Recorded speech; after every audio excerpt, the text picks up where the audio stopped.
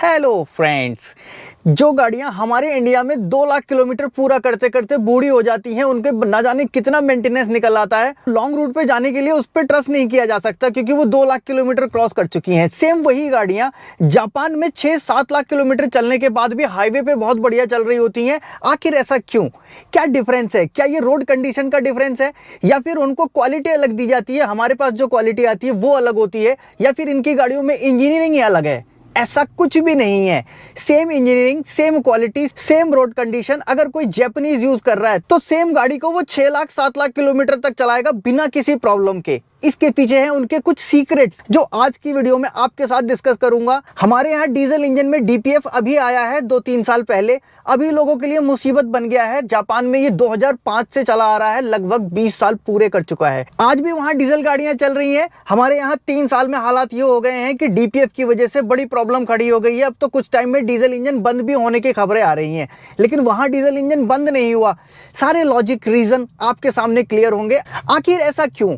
चलो स्टार्ट करते हैं वीडियो। अब इतनी लंबी लाइफ के पीछे इनके हैं कुछ रूल्स, कुछ सीक्रेट्स जो ये लोग अप्लाई करते हैं गाड़ी के मेंटेनेंस में और गाड़ी को ड्राइव करने में। ये दोनों ही चीजें अप्लाई करके ये लोग अपनी गाड़ियों की लाइफ इतनी बढ़ा लेते हैं कि पुरानी से पुरानी गाड़ियां भी इनके यहाँ नई की तरह चलती हैं। आज भी आप देखोगे वहां पे 20-20, 30-30 साल पुरानी गाड़ियां चल रही हैं और कोई प्रॉब्लम नहीं, कोई पॉल्यूशन नहीं फैला रही हैं। और यही क्यूरियोसिटी मेरे मन में भी थी, आखिर ऐसा क्या करते हैं ये लोग जो इनकी गाड़ियां इतनी चलती हैं और हमारे यहाँ गाड़ियां खराब हो जाती हैं। मैंने अपने फ्रेंड से सवाल पूछा कि ये कैसे कैसे करते हो आप लोग, आपकी गाड़ियां इतनी लंबी क्यों चलती हैं? तो उन्होंने मुझे जो पॉइंट्स बताए हैं वो बड़े हैरान करने वाले हैं। दरअसल ये कोई जादू नहीं है, कोई इंजीनियरिंग का फर्क नहीं है, सिर्फ फर्क है आपके रूल्स का। इनके जो रूल्स होते हैं, जो फिलोसफी ये फॉलो करते हैं, वही अपनी लाइफ पे और अपनी कार मेंटेनेंस पे हर जगह अप्लाई करते हैं और अपने आप को किसी भी काम को करते समय छोटा नहीं समझते हैं। डीआईवायर सबसे ज्यादा आपको जापान में मिलेंगे। हर काम को वो लोग खुद करना चाहते हैं।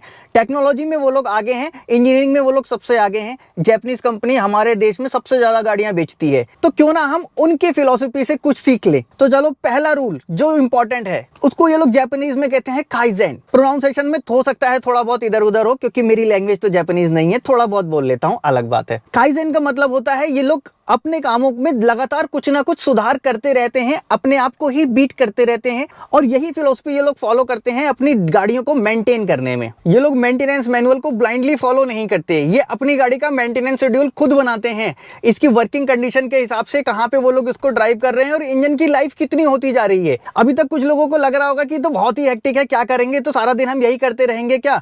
ऐसा नहीं है। आप अपने दिमाग को जितना आराम दोगे उतना सो जाएगा। आपका दिमाग जितना काम पे लगाओगे उतना वर्किंग रहेगा। और उन लोगों की लाइफ का यही प्रिंसिपल है, वो लोग इसी तरह से काम करते हैं। मेरा काम है सिर्फ बताना, मैं आपको बता रहा हूं। काइजेन के मतलब पे समझते हैं। इस काइजेन प्रिंसिपल को ये लोग यहाँ पे कैसे अप्लाई कर लेते हैं। मतलब लगातार सुधार करना है अपनी गाड़ी के मेंटेनेंस का। ये लोग रूटीन फॉलो करते हैं, फ्यूल इकोनॉमी के ट्रेंड फॉलो करते हैं। आज गाड़ी ने इतना माइलेज दिया, कल इतना दिया, फिर इतना डाउन क्यों हो गया, अभी मैं किस एरिया में ड्राइव कर रहा हूं, वो सारी चीजों को नोट करते हुए अगर उनकी गाड़ी का मैनुअल कहता है कि 10,000 किलोमीटर पे सर्विस करानी चाहिए, वो ये समझते हैं ये एक स्टैंडर्ड दिया गया है, मेरी ड्राइविंग के हिसाब से मुझे 7,000 किलोमीटर पे करनी चाहिए, और वो लोग 7,000 किलोमीटर पे ही ऑयल चेंज कर देते हैं। और ये लोग साथ में अपनी चीजों को डॉक्यूमेंट भी करते हैं, लिखते हैं, फोटो लेके रखते हैं, सारी चीजों को मेंटेन करते हैं। कैसे कि अगर मेरी गाड़ी ने इस एडिटिव के साथ ये माइलेज दिया था, मेरी गाड़ी ने इस एडिटिव के साथ इसका नॉइस लेवल इतना था और ये वाले के समय चेंज हो गया था, प्रॉपर उस चीज को डॉक्यूमेंट करते हैं। गाड़ी की रीडिंग उस समय इतनी थी, चली हुई इतनी थी, उस समय लोड ये चल रहा था।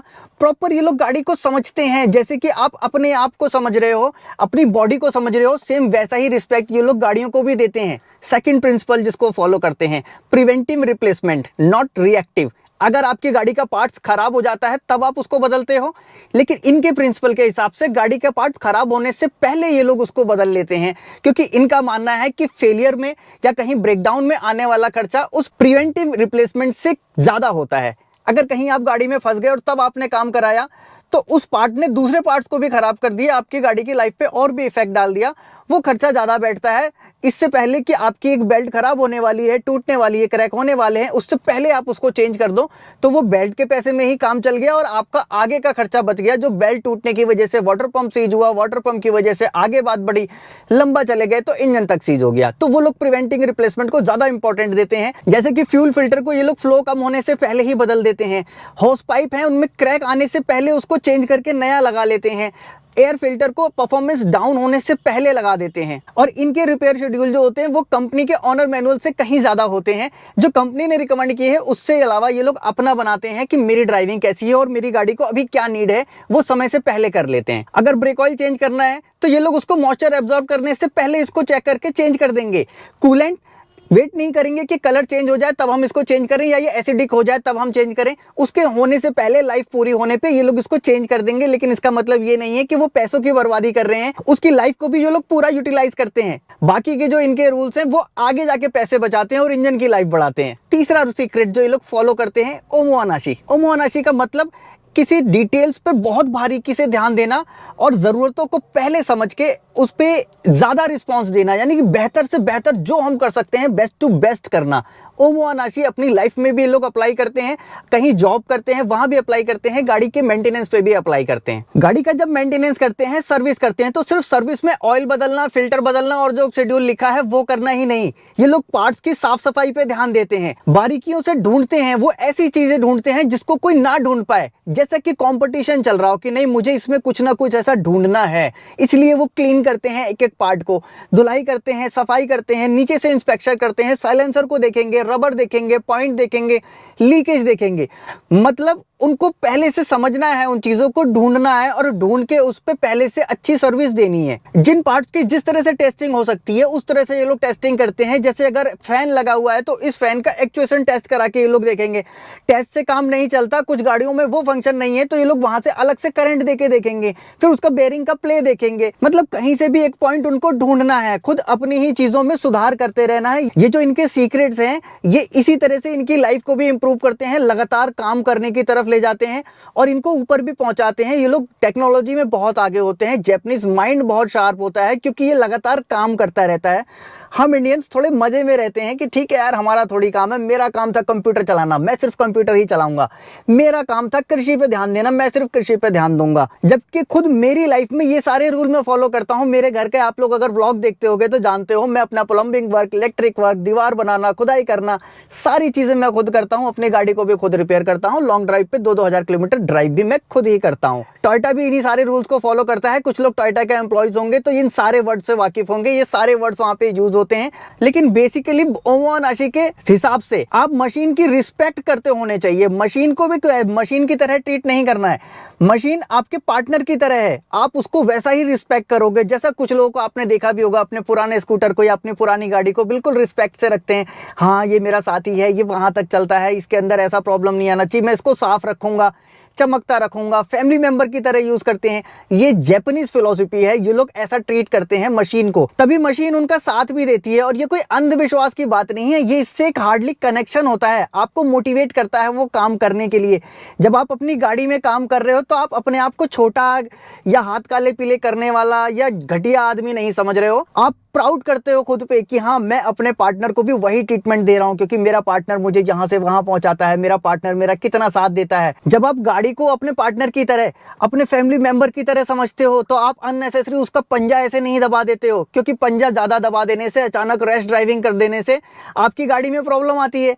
और आप अपने फैमिली मेंबर की तरह उसे ट्रीट कर रहे हो, प्यार से चला रहे हो, अच्छे से रख रहे हो। कहीं ब्रेकर आता है तो अचानक कूदाते नहीं हो, गड्ढों के अंदर कूदाते नहीं हो, कीचड़ में उसको पलटाते नहीं हो। मतलब बहुत सारी चीजें होती हैं उस मशीन के प्रति रिस्पेक्ट दिखाने की। आप मशीन की रिस्पेक्ट करोगे, मशीन आपकी रिस्पेक्ट करेगी। कार की ड्राइविंग और गाड़ी का मेंटेनेंस, बस ये 2 की पॉइंट्स हैं। अगर ये बराबर से हो गए तो आपकी गाड़ी ऐसा परफॉर्म करेगी जैसा कि हमेशा नई गाड़ी परफॉर्म करती हो, भले ही वो 10 साल पुरानी क्यों ना हो जाए। और इन चीजों के लिए सिर्फ कार ओनर का ही सजग होना जरूरी नहीं है, मैकेनिक्स को भी इन रूल को फॉलो करना चाहिए। वर्कशॉप ऑनर्स को ये चीजें फॉलो करनी नहीं चाहिए, क्योंकि जो कंपनी गाड़ी बना रही है वो अपने प्लांट में फॉलो कर रही है। लास्ट में आपको एक और पॉइंट दे देता हूं, वो है पोकायोके। किसी भी वर्क को करने के बाद उसमें ह्यूमन एरर भी ना रह जाए कि भाई गलती से ऐसा छूट गया, वो गलती से भी गलती ना हो जाए, उसको कहा जाता है पोकायोके। जापानीज वर्ड है, इसका मीनिंग ये होता है कि मिस्टेक्स को अवॉइड करने के लिए एक प्रोग्राम चलाया गया है, उसको कहा गया पोकायोके।